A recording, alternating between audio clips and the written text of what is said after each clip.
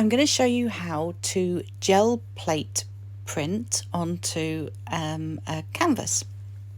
So a lot of people use tea bag paper for this kind of thing, but I thought I'll have a look and see if we can do it on a canvas. So this is a gel plate.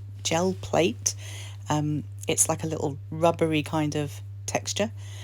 I'm using a dark blue there and a light blue, and using the roller to just put a thin coat all over the gel plate.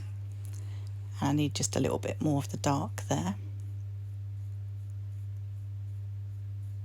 Obviously this is sped up, I don't work that fast normally.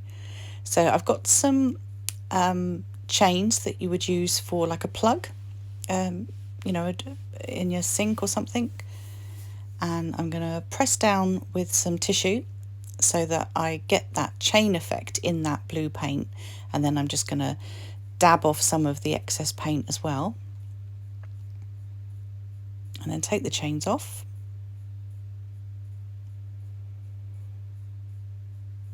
And what that'll do is it'll leave a nice texture on the gel plate so that my next layer can poke through, so that you'll get some of the colours from the next layer, kind of working upside down or back to front when you're doing this kind of thing.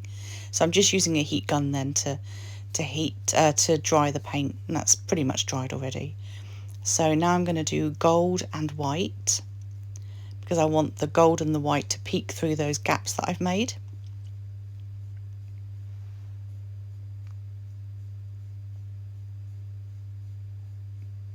And now I'm using these cutters that you get, but I'm not using the sharp edge, I'm using the sort of more blunt side, because I don't want to cut into my gel plate. So first off I just pressed down, but it wasn't giving me the effects I wanted. So what I did eventually was I pressed and twisted slightly, and you'll see that it makes much bigger shapes and effects. So I'm just pushing down, twisting ever so slightly, and then that's moving the gold and the white paint away, and you can see the blue underneath. And then I'm just giving that another dry with the heat gun.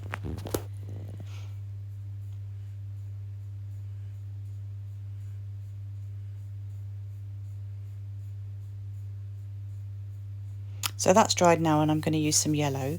Now I used this first yellow, but it wasn't bright enough. It was, I don't know, it's more like mustardy colour. So out came the neon yellow in a second. There we go. So I put a little bit of that on as well. And this should now poke through. So with the blue layer, then we made some shapes and gaps with the chains. Then we made some golden white paint and shapes in that. And then this yellow will poke through that. If that makes any sense. Well, anyway, if the plan works, it will. So again, just warming that up with the heat gun. And then I'll leave that to dry. While that's drying, I'm going to get my canvas. So this is one of those box frame canvases with a wooden back, and I'm just going to put some black paint down. The beauty of using this roller on this as well is that it makes really nice effects on the black paint. You'll see in a minute that I almost Artex a little bit.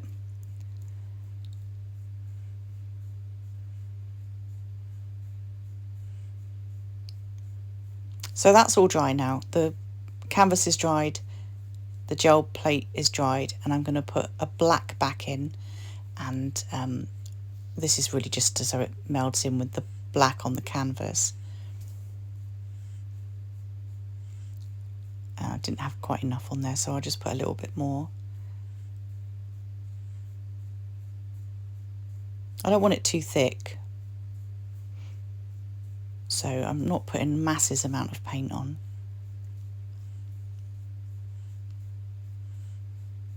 Okay, so now I'm going to take the box frame, place that where I want it roughly,